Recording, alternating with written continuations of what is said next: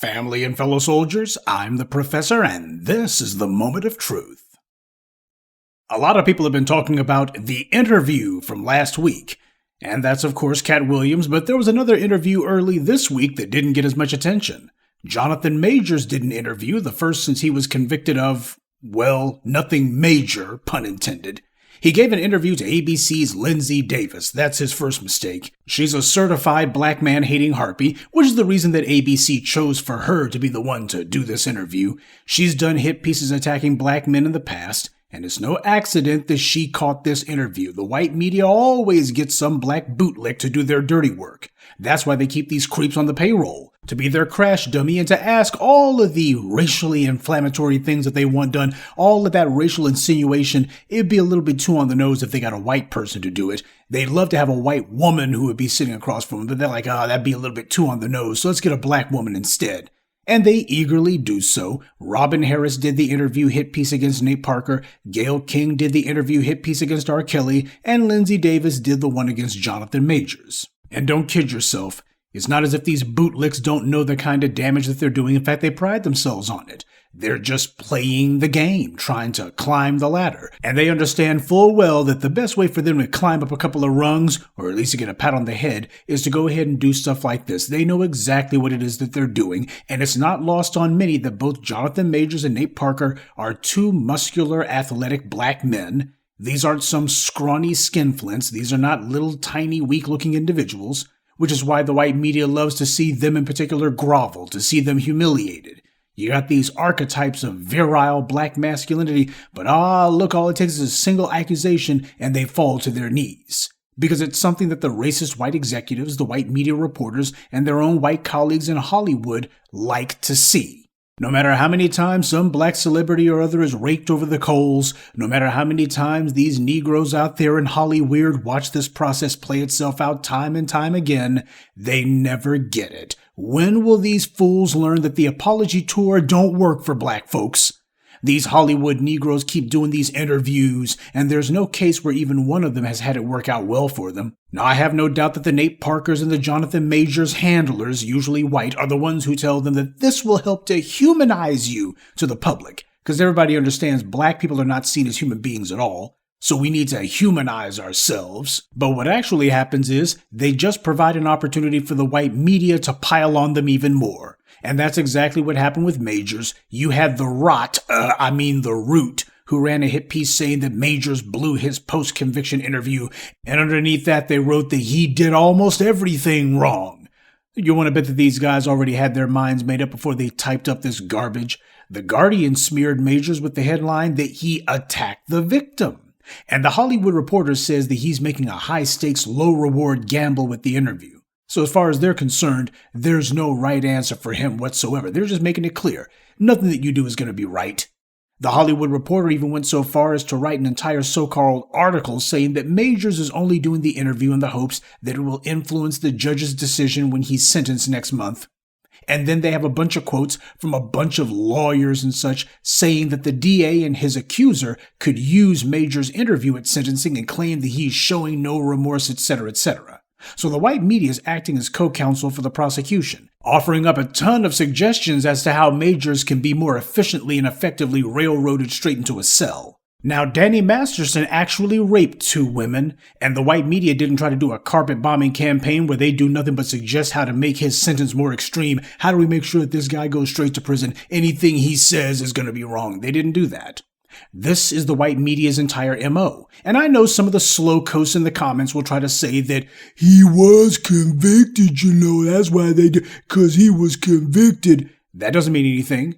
The white media does the exact same smear tactics with black men who weren't convicted. Nate Parker was acquitted of a crime that he didn't commit. But the white media still defamed and attacked him regardless. They still described his accuser as his victim.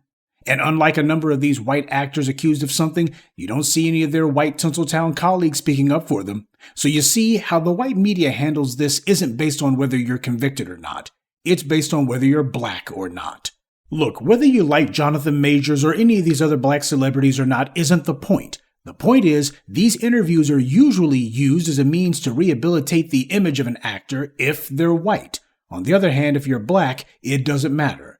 The practical purpose that these interviews serve is so that they can show these black actors sitting here cracking under the strain or being all emotional or showing how much they're hurt and wounded by all of this disrespect that they receive. R. Kelly, Nate Parker, Jonathan Majors, we can go ahead and throw Taraji Henson on the list. You might as well. Taraji isn't in the same category as those three men, but crying and carrying on for the cameras, that was the only reason that she was making headlines in the first place. Well, when you're black and you're being shortchanged or otherwise mistreated, they don't want you to just ask politely for what you should be getting. You're expected to beg for it. You're required to. And the begging usually doesn't work, but it's still required anyway. Hollywood absolutely adores its humiliation rituals, and making black people go before the cameras and cry or beg or plead, that's a guilty pleasure for the white media that never gets old. This is why, if you got any plans to make it in Hollywood, you better make sure you check your self-respect at the door. Jonathan Majors has been protesting his innocence from the very beginning, and while it's obvious the prosecutors wanted to railroad him from the jump, and even after his girlfriend had been arrested for attacking him, the DA's office told the cops they were not going to prosecute, which is exactly what happened, it doesn't change the fact that he still thinks that he can get his career back when in reality, it's largely done. It's like Ray Rice, or better yet, Wesley Snipes. Wesley Snipes got sent up the river by the feds, and his career has been in the toilet ever since. About the best thing that he's had since going to jail was a guest starring role in that second Expendables movie, but even after that, crickets. Now compare that on the other hand to someone like, say, Rob Lowe. You see, he actually violated a child, a 16-year-old. Got it on video, just like R. Kelly. And Rob Lowe's career went on without a hitch. Starring in hit TV shows, nobody in Hollywood or the white media ever brings up what he had done to that child. Nobody reminds you of it day in and day out. Bill Maher certainly never makes it the subject of a monologue. You see, they don't try to make Rob Lowe or Roman Polanski into a permanent meme. And you also don't have people in Hollywood who say, Rob Lowe, I would never work with this guy. They don't scandalize these white actors. They don't do that. They only reserve that for a Bill Cosby or an O.J. Simpson, etc. These black celebrities try to project that they've got so much power, that these people, they've got so much influence, and that they're real somebodies now. Time and again, the white media shows that any anonymous thought or a common person on the street can say something, and all of a sudden, the feeding frenzy begins, and these rich and powerful black celebrities just fall right to their knees, begging for mercy, crying tears, the whole nine. And their publicists and their managers and their PR people can't change it. I would love to say that these black celebrities need to stop begging because it never helps them, but the reality is they came into show business begging for an agent, begging for an audition, begging for a role, begging for a leading role, begging for a decent-sized check, as we see Taraji Henson doing. So it's way too much to expect that after having practiced begging for their entire adult lives, begging the white media for every crumb of their daily bread and every opportunity they can get, that they will suddenly decide to stop. And let's be honest. These black celebrities knew what they were getting into when they decided to get in this line of work. They know how it works, and they've seen how a bunch of other black talents have been ground into the dust, but they all think that they're the most clever person in the world, and whenever they get invited to those swanky little parties up in the Hollywood Hills where they're surrounded by a whole bunch of non-black people, getting a pat on the head and being told how smart they are, they're getting pictorials and cover stories in Vanity Fair, etc., they think to themselves that they've got Tinseltown on lock. That apparently they're on the inside now. They know that the white media who crucifies them in the press wants to see them bow and scrape and cry and debase themselves. So they do. They hope that if they bow low enough and cry hard enough, that at some point they'll get the Robert Downey Jr. treatment, or the Rob Lowe treatment, or the Mel Gibson treatment. Just go ahead and do an interview and it'll all be put in the past, right? Only problem with that logic is neither Gibson nor Downey Jr. ever did an apology tour. Neither one of them did some interview where they cried and talked about what terrible people they are. Neither has Rob Lowe or Roman Polanski or Louis C.K. Is it possible that Jonathan Majors could eventually find his way back into the movie business somehow? That some up-and-coming independent filmmaker might decide to cast him in something, and that if it really makes a lot of money, it puts him back in contention again?